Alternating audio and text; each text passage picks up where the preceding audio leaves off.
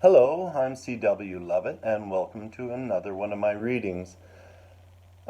Today, I think every writer at some point wants to tackle the question of what lies on the other side, um, the great unknown. And so today I'm going to be reading Angel. It's included it's a short story, about 3,500 words, and it's included in my compilation of short stories entitled And Then It Rained, available on Amazon. Hint, hint. Um, at the beginning of Angel, I started writing Angel on New Year's Eve 2012, finishing on January 3rd, 2013, because a friend's much loved pet had just passed on, and I wanted somehow to ease her pain.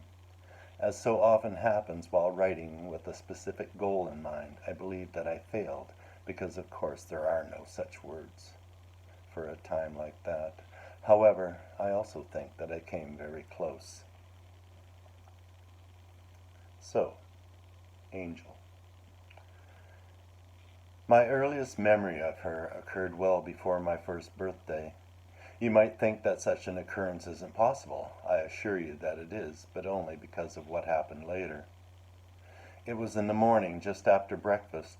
I was still in my high chair playing with my oatmeal. My father had already left for work. My mother had given up trying to coax me to eat, allowing me instead to snatch the spoon away from her for my own amusement, after which she'd gathered the remainder of the dishes and taken them to the sink, so was busily engaged when it happened. It was like someone appearing out of a heavy mist on the far side of the room.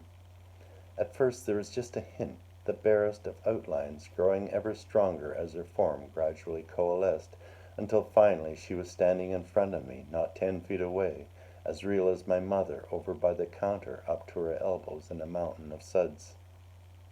She was lovely. Although slight of build, the top of her head came no higher than my mother's shoulder, who in turn came no higher than my father's. Her hair was a curious silver white, framing emerald eyes and a pixie face, and flowed unfettered to the slender contours of her waist. Her dress was medieval, of forest green, with tight sleeves and a lace bodice covering a youthful bosom. Although I had never set eyes on her before, somehow I recognized her the moment she appeared. Ben, our old mongrel, and my self-appointed protector, had been lingering beneath my chair out of habit, alert for whatever edible offerings might make it to the floor. He regarded her solemnly, cocking his head and wagging his tail with polite interest, but nothing more. I kicked out my legs and grinned, then I said, "Uck," all the while drumming the spoon on the high chair counter. It had been my intention to offer a more formal greeting, but I was an old soul trapped in a baby's body, with nothing more than a baby's vocabulary to work with, so "uck" had to do. She smiled and said "hello," although her lips never moved. It was as if the word simply appeared in my head. I soon found that my own thoughts registered likewise with her. I sent her a devilish "back at ya," and tried to impress her by wadding the entire spoon into my mouth. What I actually said, however, was "blap." She drifted nearer, not so much walking, but gliding, her head tilted to one side, studying me closely. At length, "You have changed," appeared in my mind. I gargled, took up the bowl in my sturdy little arms, and plopping it on my head, smiled and said "gobble." Then as the oatmeal oozed down my face, I thought, change is the only constant, beloved. You speak truly, and was there sadness? If so, it was chased away with, but I am with you now. Yes, and as my mother burst into peals of laughter over my antics and tried to scold me, all the while unaware of our visitor standing next to her, I thought to add, "and I bid you welcome." That was our first meeting. It would be many years before I saw her again, and in that time my memory of her had long since faded, as well as memories that I ever had of past. In this life I was Michael Johansen, of good but unremarkable family, and had no recollection that I had ever been anyone else. That's a way of time. There's no other present than the one we live in, and the past exists only in photographs and memories. It exists more so as we grow older, and perhaps eventually that is the entirety of old age. Thoughts of all those yesterdays. But not even the most ancient can remember every yesterday that ever was, or every face ever loved. It was only after the second occurrence that I began to consider that she might be an angel. My 13th birthday, that precarious age of child versus unchild, was when I first noticed Caroline Spencer. Of course, the cause of my oversight was that she belonged to that much despised girl tribe, and was therefore beneath consideration. But when I saw her that day, with warm sunlight on her face, emerging into womanhood, I noticed plenty, and in my not quite child way, stared at her with all the wonder of one to whom the world had just revealed its most cherished secret. She blushed under such foolish attention and whispered something to her friend, Andrea Kingsley. Andrea giggled and rolled her eyes, but Caroline merely looked down and smiled at her hands, folded neatly on her lap. That's when it happened again. Behind her, she appeared as before, silver white hair, green dress, and all. Once more she smiled, but this time the words, "Enjoy her," formed in my mind, as an aura began to glow over Caroline's head like a golden halo. Then both she and the light were gone before I could overcome my surprise, or even convince myself that the moment had actually occurred. Whether this urging was the cause for my actions or not, I couldn't say. The spell that Caroline had cast was strong enough on its own. Whatever the reason, eventually I mustered the courage to approach her, tongue-tied with nerves. But before I could speak, she shared her smile with me, the first of many, and asked, "What took you so long?" Thereafter I did enjoy her. 40 years later, I was enjoying her still. But that moment had left an impression, enough for me to relate what I had seen, or thought I had seen, to the one person who in all the world I was certain would not laugh in my face.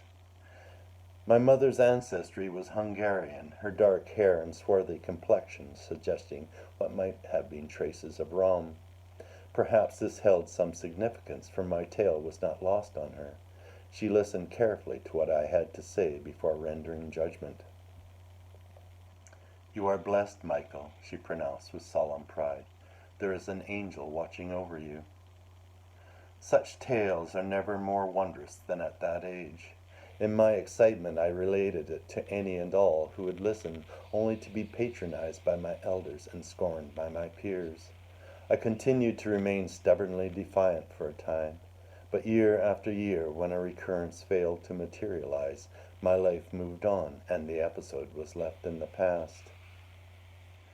Living in the day-to-day seldom leaves any room for what is only half remembered as a child. We grow, we marry, and have children of our own, causing the day-to-day to become even busier than ever imagined. But the past isn't always content to stay forgotten. Sometimes it catches up with us and comes home to roost, as it did with me in what I'm about to relate. I had said that my life with Caroline spanned 40 years. The story occurred a year after she was dead. The death of a loved one affects us all in different ways. The pain of losing her was far worse than anything I had ever imagined, worse even than losing both my parents years earlier, and I discovered that I was ill-suited to such grief. The very idea that the woman who walked beside me for so long was no longer here was too much to endure. Being forced to accept that in her place I was giving nothing but the unacceptable was a poison growing inside me, so that I sought any antidote by whatever means available. "Dad, you've got to lay off that stuff." That was my son, Frank, and I suppose that this was his version of an intervention, to come storming into the house unannounced, march into the living room where I'd been staring at an old patch of mildew on the ceiling, possibly for hours, and take the bull by the horns. I'm sure that he meant well, But he had his own wife and family to think about now. Why on earth wasn't he preoccupied with them instead? "Let me be," I said amiably. "He was my flesh and blood, after all." "Can't you see that it's killing you?" I repeated, "Let me be," this time with feeling. "Oh, I loved him, of course I did. He was my son. But Carolyn, she was everything." "Okay, forget what you're doing to yourself." The boy had a stubborn streak a mile wide and half as long. "Think about what you're doing to Ellie and me and the kids." The thought had crossed my mind once or twice in an OxyContin haze, but those little yellow pills had me by then, and that was all right with yours truly. Quite fine, actually. I was offended. Life offended me, and I didn't want any part of it anymore. There were just too many pitfalls everywhere you looked and everything you felt. Eventually, it always came down to dealing with the pain. When I gazed bleary-eyed into Frank's good, honest face, all I could see was his mother, and that hurt like hell. Even without the visual comparison, the very pureness of my love for him, for all of them, ached until I couldn't stand it anymore. Fact is, as far as I was concerned, love was the problem. It left everything too exposed, too defenseless to face the inevitable. I had learned the hard way that everything ends, and that it all ended badly. So give me numb any day of the week and twice on Sunday. Just give me something I can't feel. Taking my silence for the repudiation that it was, Frank threw up his hands in the same way that I used to throw up mine when I found him engrossed in He-Man on television, instead of out on his bicycle delivering the local rag to the neighbors. "To hell with you then, okay?" He wasn't my grown son anymore. He was my little Frankie again, striking out at what he didn't understand. "I don't give a damn about you," he lied. "We're done, okay, Dad? You and me, we're done." And with that, thank God, he stomped out of the house, slamming the door behind him, leaving me mercifully to myself. Although we're never really by ourselves, are we? Never really alone? Like I said, we have our memories, we aged few. We have all those ghosts from the past, but supposing that the past is just too painful, what then? We believe we have a choice. It's been proselytized into us from the cradle to the grave. Proselytized. But if that's really true, then why is it that in the quiet hours of the night I can't choose to keep my wife's memory away? Granted, I'd taken one too many pills, but the day had already been a chore. The past had been crowding in on me, so I'd kept on popping them until I'd chased it away, just as I'd chased Frank away only moments earlier. That's what you do with memories. You kill them. You eradicate them with little yellow pills, just like you eradicate weeds in the garden. You kill them before the pain comes home to roost, and sooner or later it always does. I heard Carolyn sometime in the night while I lay sleeping in our bed. Shadows of foreboding crept over me, because I knew that in spite of all my efforts, the past had returned. She whispered, "Michael." I tried to block my ears and thought that more of my little friends were needed to get me through until morning, except when I opened my eyes on the point of reaching for the file on my bedside table, it was to find that our bedroom had disappeared and I was already ensnared in her dream. I was standing high on a hill overlooking a green pastoral valley far below. Close by, Carolyn sat on a rough-hewn bench facing the valley with her back to me. Her posture was of deep sadness, but then that would make two of us, wouldn't it? I called to her, "Carolyn?" but she wouldn't answer. I became annoyed, was already more than half annoyed just to be here, wherever here actually was. At the same time, I was struggling with the usual pangs of guilt, thinking that I should be grateful for times like these, but I never was. The existence of guilt is something else that offends me. Be that as it may, now that I was here, there was nothing left to put on my best face and endure the unavoidable upon waking. If anyone was going to act churlish and out of sorts, it wasn't going to be me. I strode up to the bench and sat down beside her. I asked, "So what gives with you?" Okay, maybe I was being a little churlish, but I resented being pulled away from the numb only to be treated to the coldness of her shoulder. However, this time I was mistaken. There wasn't anything cold in the way that she looked at me. Her eyes weren't angry, but filled with concern and fond reproach. What gives with me? Her voice was purest sorrow. Oh, Michael, what gives with you? All the bitterness welled up like always. I replied without hesitation. You left me. You had no right. The sadness of her smile saddened even further, until the smile was gone altogether. She raised her hand to smooth an errant curl on my forehead, an often repeated absent-minded gesture, but stopped just in time. We don't touch in dreams. Someone or thing won't allow it. That also offends me. Still, I recognized the gesture for what it was: contrition, love, a desire for peace. In the end, it was my own folly that ruined the moment. Time after time I found it impossible to be so near her and not to react. So I woke up without ever having had the comfort of holding her, and instead re-experienced the cruelty of knowing that I never would again.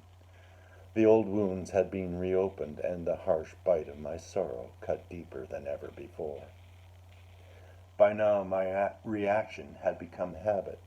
The gray light of dawn was just creeping in through the window, so it wasn't necessary to fumble in the dark for the file, but somewhere between seizing hold and popping the lid with my thumb, I knew that the time had come to make an end.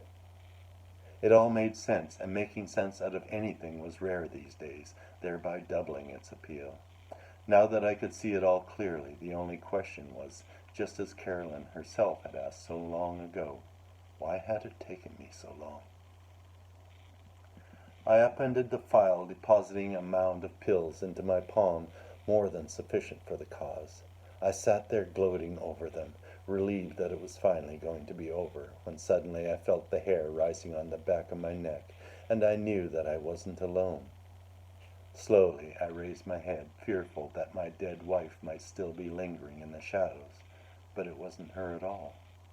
She was standing at the foot of the bed like an unleashed storm, with creases across her brow and the corners of her mouth turned down into an angry frown. "No!" exploded in my mind like a blast of dynamite. "Beloved, you mustn't." That gave me pause. I had very little memory of her, nothing but something that was distant and half-dreamed. And yet there she stood, as if the curtain between our worlds had been torn away. I was too amazed to demand who she was. Perhaps at a certain level I already knew. Instead, to give my anguish its due, I groaned and said, "Go away." "Don't be a fool. You know that isn't possible." And again, at some level, I think that I had been aware of that too. But at length the words began to arrive more gently, without the crash of angry explosions. Nor would I, even if it was. The hand holding the OxyContin didn't waver, but neither did it rise any closer to my mouth. "It's too much," I told her, urging and somehow needing her to agree. "Everything, everywhere, it's all too hard." But she didn't agree, although her wrath gradually transformed into a sad, knowing smile.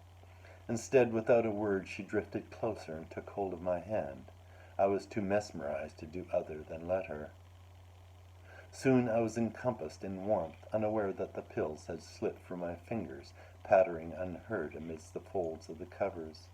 She held my eyes, and moments later the fabric of the world began to change as my life played out in vision. I saw our first meeting as I've already described it, and the other that came later, and still many others that I'd never been aware of. I saw myself standing by Carolyn's grave, the casket ready to be lowered into the ground. She had been with me then as well. I gasped and felt something wrench deep in my chest. Her smile warmed. "Do you see? Do you understand who I am?" "I don't know," I moaned. "Are you an angel?" Her eyes widened with surprise, but then her smile deepened, and she said, "Look." Unable to do otherwise, I obeyed. I had said that her eyes were green, but gazing into them now, I wasn't so sure, for they gradually appeared to change into the same blue as Carolyn's, at the same time her features transforming to make her so. But it didn't stop there. Soon I was seeing many different changes in eye color, many different changes of features. There was my mother, my father, grandparents, aunts, and uncles, even my old protector, Ben, and others like him. But there was one thing in common with them all, a lingering essence of her, a recurring soul resurfacing again and again across the threads of time, and I understood how it was that Carolyn and I had recognized one another so easily. The transformations were coming faster until they were racing past as though some unseen hand was riffling through cards, only the cards were faces and all of them familiar, and all of them loved. Faces, thousands upon thousands of them, so many that it wasn't possible to contain them all in one lifetime, or two, or even 10, now whirring past in a blur until the blur fanned into an irresistible wave penetrating my chest. All those who had ever known me and cared for me, this me and other me's that I'd been before, were here, embodied in this strange, beautiful creature.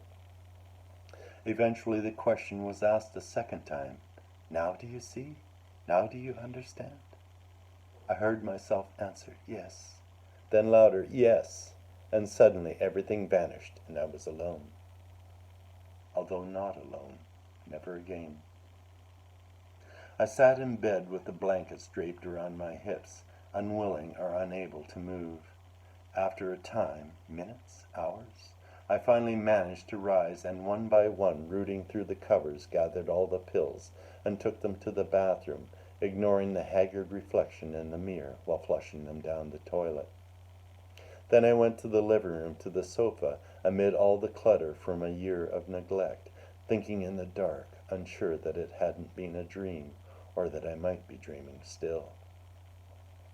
I thought about me, this I, a mere droplet in an eternal river, one that had given to and received from so many others until all were indivisible. If I were to believe what I had just witnessed, then not everything ended badly. Indeed, not everything ends. Without Carolyn's physical presence, my cup might not be full, but it was far from empty, and maybe, just maybe, that was enough to build on. In a few hours Frank would be up. I'd give him a call. He'd be happy to hear that it was time for me to break free of my habit. Finally, I thought about her. In the silence, I allowed it to play across my lips. Angel. But it sounded flat, like an untuned string, flat and discordant, a cry lost in the gust of high summer wind. No, not an angel. Whether dream or real, whether droplet or the river, she was myself. And that's